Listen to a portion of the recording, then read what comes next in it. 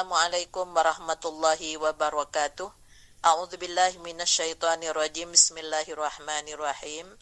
Alhamdulillahilladzi arsala rasulahu bil huda wa dinil haqqi liyudhhirahu 'alad dini kullih wa kafa billahi syahida. Asyhadu an la ilaha illallah wahdahu la syarikalah wa asyhadu anna Muhammadan abduhu wa rasuluhu la nabiyya ba'dah. Mari kita lanjutkan kajian kitab tentang solat tatawwu. Sebagai dasar, yang pertama firman Allah dalam Quran surat Al-Hajj ayat 77 dan surat Al-Ahzab ayat 21. A'udzubillahi minasyaitonirrajim. Qala Allah Ta'ala, ya ayyuhalladzina amanu rka'u wasjudu wa'budu rabbakum waf'alul khairah la'allakum tuflihun. Wahai orang yang beriman, ruku, sujud, dan beribadahlah kepada Tuhan kalian, waf'alul khairah, dan kerjakan kebaikan-kebaikan itu la'allakum tuflihun, agar kalian beruntung, agar kalian berbahagia. Yang kedua, surat Al-Ahzab ayat 21, wa qala aydan laqad kana lakum fi rasulillahi uswatun hasanatun liman kana yarjullaha wal yawmal akhirah wa dzakarallaha katsira. Benar-benar adalah ada pada Rasulullah itu percontohan, suri tuladan yang baik bagi kamu sekalian, bagi orang yang mengharap perjumpaannya dengan Allah dan hari akhir, wa dzakarallaha katsira. Kemudian banyak ingat kepada Allah. Dua ayat ini menjelaskan bahwa kita sebagai orang yang beriman diperintahkan untuk senantiasa melakukan ibadah sholat, dan kita kerjakan ibadah sholat itu agar kita menjadi orang yang senantiasa berbahagia.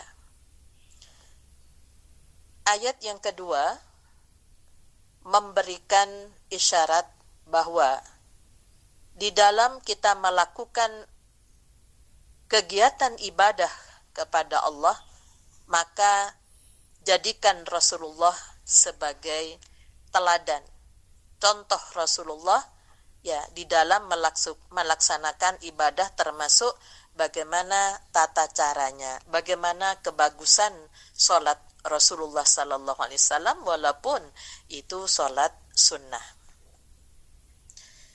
Berikutnya ada penjelasan dari beberapa hadis Rasulullah sallallahu alaihi wasallam. Yang pertama yang diriwayatkan oleh Muslim min hadis Rabi'ah bin Ka'ab min Ka'bil al-Aslami, dari hadis Rabi'ah bin Ka'ab al-Aslami yang berkata, kuntu abitu ma'a Rasulillahi sallallahu alaihi wasallam fa'ataituhu biwudu'ihi wa hajatihi faqala li sal. Adalah aku bermalam di tempat Rasulullah sallallahu alaihi wasallam, maka aku membawakan air wudunya dan keperluan hajatnya. Maka sabda Rasulullah sallallahu alaihi wasallam, engkau berharap apa? Engkau minta apa? Karena sudah membantu, tentunya Rasulullah ya bertanya, fakultu, maka aku menjawab, as'aluka murafaqataka fil jannah. Aku mohon menyertai engkau di dalam surga. Qala, Rasul bertanya lagi, au ghairu dzalika, atau ada yang lainnya lagi? Kamu minta apa lagi? Qultu, aku menjawab, huwa dzaka, itu sajalah. Qala, maka Nabi sallallahu alaihi wasallam menjawab, fa'inni ala nafsika bikasratis sujud. Bantulah aku untuk dirimu dengan memperbanyak sholat. Jadi kalau mau bersama Rasulullah nanti di surganya, Rasulullah menyerukan agar bantulah aku untuk dirimu, ya, karena amal ibadah itu untuk diri kita dengan cara memperbanyak sholat. Kemudian hadis berikutnya dalam riwayat Ahmad, Abu Daud dan Ibnu Majah dan Hakim, wa fi hadisin Tamim bin Dari anin Nabi sallallahu alaihi wasallam annahu qala, dari hadis Tamim ad-Dari dari Nabi sallallahu alaihi wasallam bersabda, awwalu ma yuhasabu bihil abdu yaumal qiyamati salatuhu. Perbuatan orang yang pertama kali dihisab, diteliti kelak di hari kiamat ialah tentang salatnya. Fa in kana atammaha kutibat lahu tammatan. Maka jika ia telah kerjakan dengan sempurna, dicatat baginya sempurna. Wa illam yakun atammaha qala Allahu li malaikatihi. Tetapi jika ia tidak mengerjakan dengan sempurna, tidak khusyuk, ya cepat-cepat, atau masa lulunya banyak yang bolong-bolong, maka Allah akan berkata kepada para malaikat, unzuru hal tajiduna li abdi min tatawwu'in. Periksalah apakah kamu dapati perbuatan tatawwu, tambahan, amalan sunnah bagi hambaku, untuk kamu lengkapkan dengannya salat fardunya.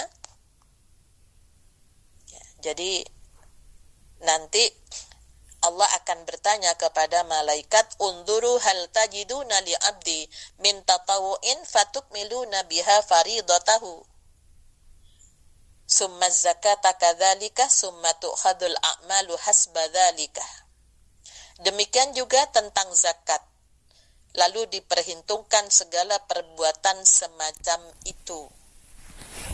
Ya, jadi kalau menutupi kekurangan, ketidaksempurnaan, ketidakhusukan yang lalai-lalai ya bagi perempuan yang sudah waktunya suci belum suci, maka perbanyak melakukan sholat sunnah. Untuk apa? Menutupi ketidaksempurnaan pada amal-amalan yang sebelumnya, menutupi dosa-dosa. Yang ketiga, mendekatkan diri kepada Allah yang paling besar nilainya ada pada ibadah salat. Waladzikrullahi akbar. Dalam surat Al-Ankabut ayat 45. Sedangkan zakat, ketika tidak sempurna zakatnya, yang kurang-kurang atau karena ketidaktahuannya, maka tutuplah dengan memperbanyak infak sunnah berupa sedekah, berupa wakaf dan lain sebagainya. Kemudian hadis yang ketiga, wa an Abi Hurairah radhiyallahu anhu qala qala Rasulullah sallallahu alaihi wasallam innallaha ta'ala qala. Rasulullah sallallahu alaihi wasallam bersabda, sesungguhnya Allah taala berfirman, berarti ini hadis qudsi, qad adzantuhu bil harbi. Barang siapa memusuhi seorang kekasihku, maka aku nyatakan perang kepadanya. Wa ma taqarraba ilayya 'abdi bi syai'in ahabba ilayya mimma aftaradtu 'alaihi.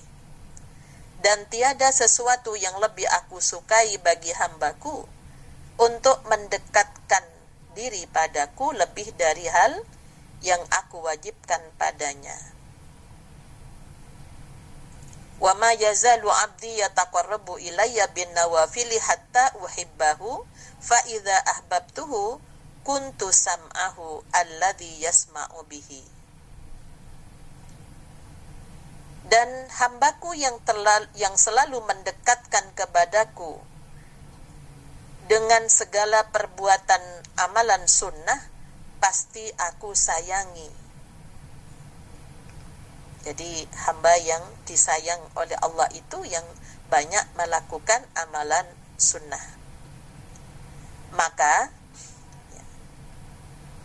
fa idza ahbabtuhu kuntu sam'ahu alladhi yasma'u bihi. Apabila aku sayangi dia, aku jadi pendengarannya untuk mendengar. Wa basarahu alladhi yubsiru bihi. Penglihatannya untuk melihat. Wa yadahu allati yabtishu biha. Tangannya untuk mengerjakan sesuatu. Wa rijlahu allati yamshi biha. Dan kakinya untuk berjalan. Wa in sa'alani a'taituhu, dan kalau dia mohon kepadaku akan kuberi. Wala in ista'adzani la'u'idzannahu, dan kalau ia berlindung kepadaku pasti akan aku lindungi dia. Jadi ini sebagai janji Allah. Ya, kalau sudah menjadi kekasih Allah dengan memperbanyak amalan sunnah, terutama salat sunnah, maka Allah yang akan menjadikan telinganya ya untuk mendengar, penglihatannya. Artinya apa yang didengar, apa yang dilihat, apa yang dilakukan oleh tangannya dan kakinya ketika berjalan akan selalu dibimbing oleh Allah Subhanahu wa ta'ala. Sehingga doa Allahumma afini fi badani, Allahumma afini fi sam'i, Allahumma afini fi basari, la ilaha illa anta. Jadi akan selalu dibimbing pendengaran dan penglihatannya. Hadis yang diriwayatkan oleh Bukhari. Berikutnya wa akhraja Abu Dawud min hadisin Aisyah radhiyallahu anhu annahu Rasulullah sallallahu alaihi wasallam qala, dari hadis yang diriwayatkan oleh Abu Dawud dari Aisyah radhiyallahu an bahwa Rasulullah sallallahu alaihi wasallam bersabda, iklafu minal amali ma tutiquna fa innallaha la yamallu hatta tamallu fa inna ahabbal amali ilallahi adwamuhu wa in qalla wa kana idza amila amalan asbatahu. Babamina, kuatkanlah dirimu dengan amalan sekuasamu, karena Tuhan Allah tidak akan jemu sehingga kamu sendiri merasa jemu.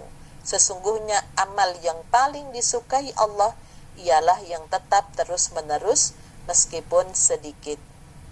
Dan adalah Rasulullah itu apabila melakukan sesuatu, beliau kerjakan dengan istiqomah. Ya, sehingga beberapa hadis ini menunjukkan bahwa yang pertama, kalau ingin dekat bersama Rasulullah, maka perbanyak salat sunnah. Yang kedua, bahwa salat sunnah itu salat untuk menutupi ketidaksempurnaan pada salat wajib. Yang ketiga, salat sunnah ketika kita melakukannya, maka kita akan dijamin menjadi hamba yang disayang oleh Allah. Kemudian yang keempat, salat sunnah itu hendaknya dilakukan dengan istiqomah. Kemudian tentang apa saja yang termasuk salat sunnah yang sesuai dengan apa yang diajarkan oleh Rasulullah, ya, yang sesuai dengan ada dasar-dasar yang ditunjukkan di dalam hadis. Karena salat sunnah itu banyak dalam hadis, kecuali salat malam yang banyak dijelaskan di dalam Al-Quran. Salawatut tatawwa'il ma'thuratu kama dallat alaihil ahadisu ya. Salat tatawwu, salat sunnah yang berdasar tuntunan dari Nabi sallallahu alaihi wasallam yang berdalil hadis yang sahih. Yang pertama adalah sunnatul wudu'i, salat sunnah sesudah wudu. Jadi salat sunnah sesudah wudu yang dikenal dengan sukrul wudu. Janji Allah, barang siapa yang salat sesudah wudu, ya dia melakukan salat 2 rakaat, maka a'tahullahu ma sa'ala mu'ajjalan aw mu'akharan. Allah akan memberi apa saja yang diminta, baik cepat maupun lambat. Orang menyebutnya salat hajat, padahal hajat itu pada permohonannya. Ya, jadi intinya sukrul wudu. Yang kedua, siapa yang sesudah bersuci berwudu kemudian salat, summa yastaghfirullah illa ghafaralahu, kemudian minta ampun kepada Allah, maka Allah mengampuni. Ini yang juga disebut dengan salat taubat. Jadi taubat itu pada permohonannya. Ya, nama salatnya sebenarnya sukrul wudu. Kemudian rakaataini bainal adzanaini, salat antara azan dan iqamah. Salat mutlak, ya, intizar, menunggu imam memulai atau menunggu khatib ketika naik mimbar, ya itu ada salat sunnah antara azan dan iqamah. Yang ketiga adalah tahiyatul masjid, salat tahiyat masjid, hormat ketika masuk masjid. Kalau di Masjidil Haram, ya kalau sudah masuk melakukan tawaf, maka tidak perlu tahiyatul masjid. Jadi ketika tidak melakukan tawaf, maka berlaku seperti di masjid-masjid yang lain, yaitu salat 2 rakaat. Walaupun ya misalnya ada pengajian sudah dimulai, kemudian khatib sudah membacakan khutbahnya, tetap lakukan sopan santun masuk ke rumah Allah. Yang keempat, salatur rawatib, salat rawatib, salat sunnah yang mengiringi salat fardu. Kemudian salatul lail, salat malam. Ya, jadi kalau namanya disebut istilah tarawih, itu dilakukan dengan santai. Jadi namanya salatnya ya salatul lail, qiyamul lail. Kemudian kalau dinamakan witir itu karena salat malam itu harus ganjil. Jadi witir bukan penutup salat malam. Ya, ini artinya adalah ganjil. Kemudian salatud duha, salat duha dari 2 sampai 8 rakaat. Ya. Jadi yang biasa dilakukan oleh Rasulullah. Salatus safar, salat akan bepergian. Jadi kalau kita bepergian, ya berangkat, kita keluar kota, kita disuruh salat 2 rakaat dulu. Allah akan melindungi selama di perjalanan dari perbuatan maksiat dan tidak akan diperlihatkan hal-hal yang menakutkan bagi dirinya. Setelah pulang diusahakan salat, biasanya Rasulullah sebelum masuk rumah salat di masjid terdekat, ya 2 rakaat. Ya, kemudian salatul istikharah, salat istikharah, mohon dipilihkan. Ya, jadi memilih pasangan, memilih pekerjaan, ya memilih ngambil jurusan apa ketika sekolah itu bagian daripada ikhtiar. Minta melibatkan Allah dalam usahanya. Jadi apalagi memilih pasangan. Jadi istikharah itu untuk menutup topeng-topeng yang selama ini kita tidak tahu isinya di dalam itu apa. Ya, fungsinya ke sana. Salatul Aidain, salat dua hari raya, Idul Fitri dan Idul Adha. Ya, jadi kondisi yang sekarang ya, salat Idul Fitri ya, mau tidak mau kita harus melakukan di rumah dengan keluarga. Ya, salat Jumat sama aja ditutup ya, apalagi yang salat sunnah. Salatul kusufain, salat dua gerhana matahari dan bulan. Kemudian wasalatul istisqa, yang 11 adalah salat istisqa, mohon diturunkan hujan. Ya, nah inilah beberapa hal yang maksur, yang berdasar kepada apa yang dicontohkan oleh Rasulullah Sallallahu Alaihi Wasallam, yaitu berkaitan dengan salat sunnah atau nawafil, ya, tatawu, tambahan selain salat wajib. Nah, ada hal yang penting dalam salat sunnah rawatib, ya, seperti salat fajar, ya, sunnah fajar qabliyah subuh, ya, itu sampai begitu pentingnya. Maka Rasulullah ketika kesiangan, Rasul juga mengqadha, mengganti, melakukan salat dua rakaat sebelum subuh, ya. Jadi anna Nabi sallallahu alaihi wasallam kana fi masirin lahu fanamu an salatil fajri. Nabi pada suatu ketika sedang dalam bepergian, sekalian sahabat sama tertidur sampai tidak sempat melakukan salat subuh. Mereka sama bangun di saat matahari sudah terbit. Mereka pun lalu berjalan sedikit agar matahari agak tinggi, karena kalau baru tuluk baru terbit kan diharamkan melakukan salat. Kemudian summa amara muadzinan fa'adzana. Ya, beliau sallallahu alaihi wasallam menyuruh seorang muadzin untuk berdiri melakukan azan, dan seterusnya lalu melakukan salat sunnah dua rakaat, ya, qablal fajri, sebelum melakukan salat subuh. Jadi dua-duanya diganti di luar waktunya.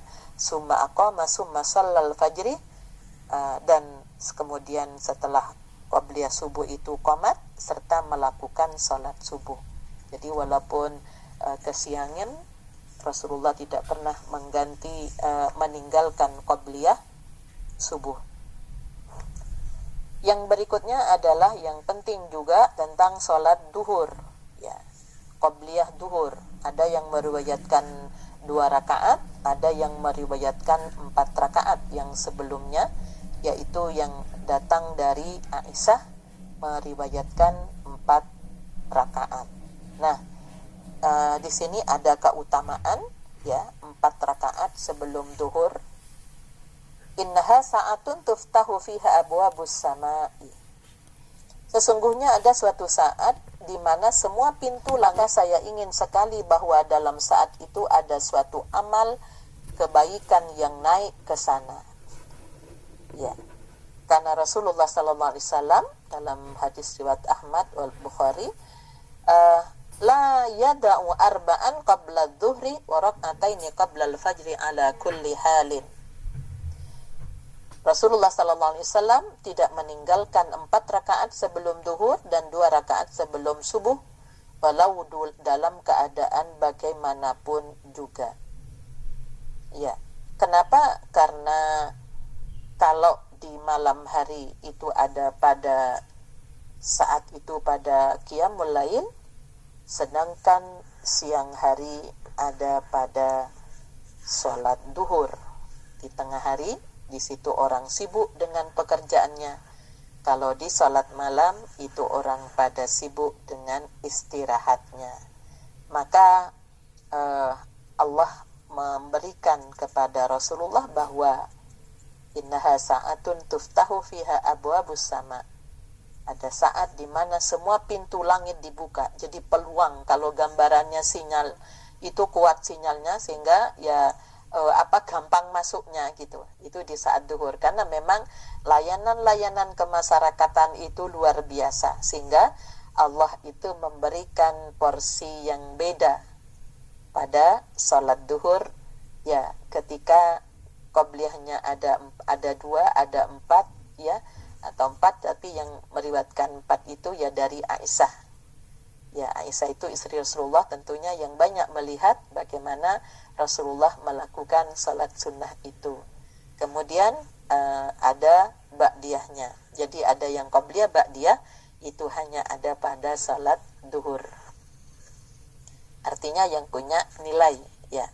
Jadi Isya tidak ada qobliyah, hanya ba'diyah saja 2 rakaat. Ya, jadi nggak ada. Kalau mau sholat ya antara adzan dan iqamah. Asar ada walaupun tidak masuk muakkadah. Ya, duhur, subuh dan asar tidak ada sesudahnya kecuali ya melakukan sholat-sholat yang lain ya. Jadi yang sholat jenazah dan tahiyatul masjid dan sebagainya.